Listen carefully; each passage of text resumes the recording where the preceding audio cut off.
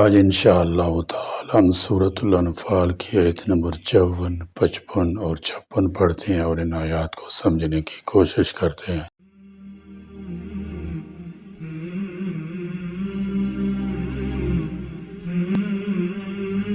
اعوذ باللہ من الشیطان الرجیم، بسم اللہ الرحمن الرحیم۔ كداب آل فرعون والذین من قبلهم كذبوا بآيات ربهم فأهلكناهم بذنوبهم وأغرقنا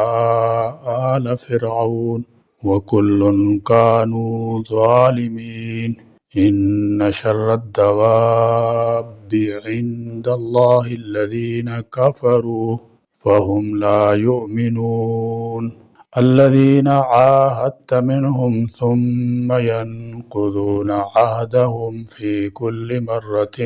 وهم لا يتقون۔ كدأب جیسے عادت تھی آل فرعون کی، والذین اور ان لوگوں کی جو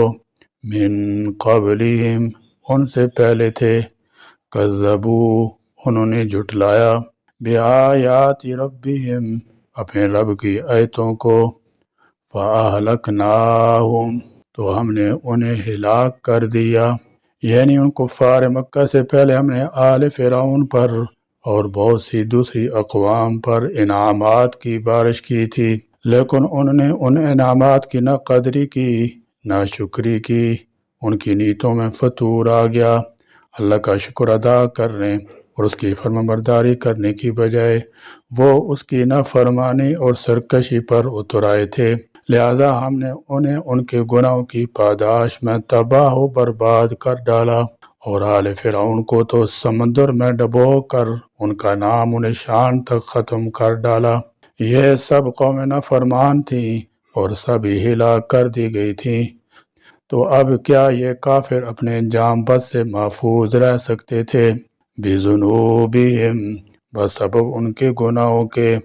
وَأَغْرَقْنَا اور ہم نے غرق کر دیا آل فرعون کو،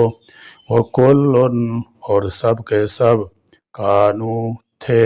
ظالمین ظالم۔ فرمایا کداب آل فرعون یعنی آپ سے لڑنے والے ان لوگوں کا حال آل فرعون اور ان سے پہلے کفار جیسا ہے۔ یہ بات دہرانے سے مقصود 101 بات کی تاکید ہے، جیسے سورہ قیامہ میں فرمایا اولا لک فاولا ثم اولا لک فاولا۔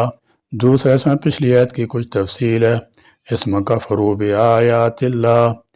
یعنی اللہ کی آیات کے انکار اور نہ ماننے کا ذکر تھا، یہاں تفصیل ہے کہ انہوں نے انکار کے ساتھ انہیں جھٹلایا بھی تھا۔ تیسرا اس میں گناہوں پر گرفت کا ذکر تھا، اس میں آل فرعون پر اس کی گرفت کی تفصیل یعنی غرق کا بیان ہے، اور عذاب کے سبب کی صاف الفاظ میں وضاحت ہے کہ وہ سب ظالم تھے، جبکہ اس سے پہلے قریب ہی فرمایا کہ اللہ تعالیٰ ذرہ برابر ظلم کرنے والا نہیں ہے، اگر وہ ظالم گناہگار نہ ہوتے تو اللہ تعالیٰ کو ان سے کوئی ذاتی بیر نہ تھا کہ انہیں بلا وجہ ہلاک یا غرق کر دیتا۔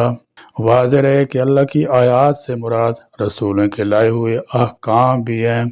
اور نشانات اور معجزات بھی، یعنی جو کفار مکہ بدر میں قتل ہوئے ان کا اپنے اوپر اللہ تعالی طرف سے کی گئی نعمت کو بدلنا ویسا ہی ہے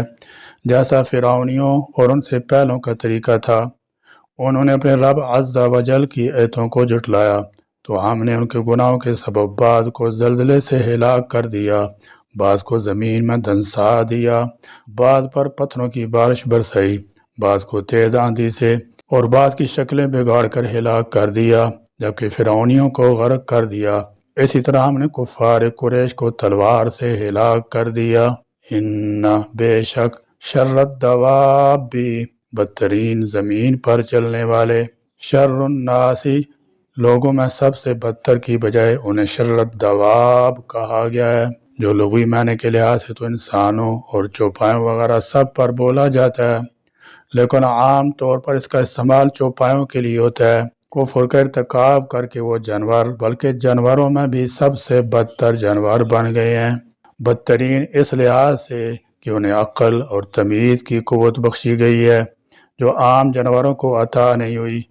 پھر اگر یہ لوگ ان قوتوں کے باوجود حق کو سمجھنے یا دیکھنے یا سننے کی زحمتی گوارا نہ کریں اور نہ حق پر ایمان لانے پر آمادہ ہوں تو یہ عام جانوروں سے بھی بدتر ٹھہرے۔ عند اللہ، اللہ کے نزدیک، الذین،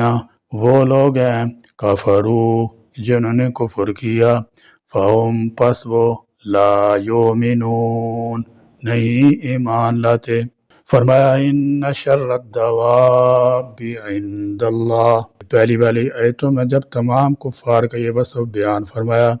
کہ وہ ظالم ہیں، تو اب یہاں کفار کی بعض خاص شرارتوں کا ذکر فرمایا۔ وَهُمْ لَا يَتَّقُونَ کا مطلب یہ ہے کہ وہ اللہ سے نہیں ڈرتے یا وہ اپنی بد عہدی کے انجام سے نہیں ڈرتے۔ ان سے مراد خاص طور پر مدینہ کے یہودی ہیں جن سے مدینہ منورہ پہنچ کر نبی صلی اللہ تعالی علیہ وسلم نے اچھے ہمسایوں کی طرح رہنے اور باہمی تعاون کا معاہدہ کیا تھا، لیکن اسلام کی بڑھتی ہوئی قوت انہیں ایک نظر نہ بھاتی تھی۔ چنانچہ کبھی وہ اوس خزرج کے درمیان جاہلی عصبیت ابھار کر ان کو آپس میں لڑنے کی کوشش کرتے اور کبھی اسلام کے دشمنوں کی ہتھیاروں سے مدد کر کے معاہدے کی بار بار خلاف ورزی کرتے، اور جب ان سے کہا جاتا تو کہہ دیتے کہ ہمیں معاہدہ یاد نہیں رہا تھا، لیکن جو نہیں موقع ملتا پھر کوئی ایسی حرکت کر گزرتے جو معاہدے کے خلاف ہوتی، حتیٰ کہ اس معاہدے کے ہوتے ہوئے ان کا سردار کعب بن اشرف جو بدر میں قریش کی شکست سے انتہائی سیخ پا ہوا تھا،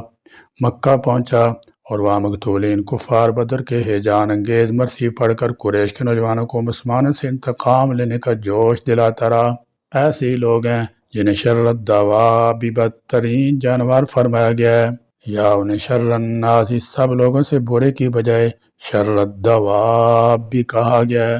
اگرچہ الدواب میں انسان بھی آ جاتے ہیں کیونکہ وہ بھی چلتے پھرتے ہیں، مگر عام طور پر یہ لفظ انسان کی بجائے جانوروں پر بولا جاتا ہے۔ گویا کفر کی وجہ سے یہ لوگ انسانیت کے شرف سے بھی محروم ہو چکے ہیں، یعنی اللہ تعالیٰ کے علم اس کے فیصلے میں جانوروں سے بھی بدتر وہ لوگ ہیں کہ جو اپنے کفر پر سختی سے قائم ہیں، کسی صورت کفر چھوڑنے پر تیار نہیں، اور جب بھی ان سے عہد کیا جائے تو وہ عہد توڑ دیتے ہیں۔ قرآن پاک میں اس کے علاوہ اور مقامات پر بھی کفار کو جانوروں سے زیادہ بھٹکے ہوئے، جانوروں سے بدتر گمراہ، بلکہ تمام مخلوق سے بدتر فرمایا گیا ہے۔ چنانچہ ایک مقام پر ارشاد فرمایا اولئک کالانعام بل ہم اضل، یہ لوگ جانوروں کی طرح ہیں بلکہ ان سے بھی زیادہ بھٹکے ہوئے ہیں۔ ایک جگہ ارشاد فرمایا انہم الا کالانعام بل ہم اضل سبیلا،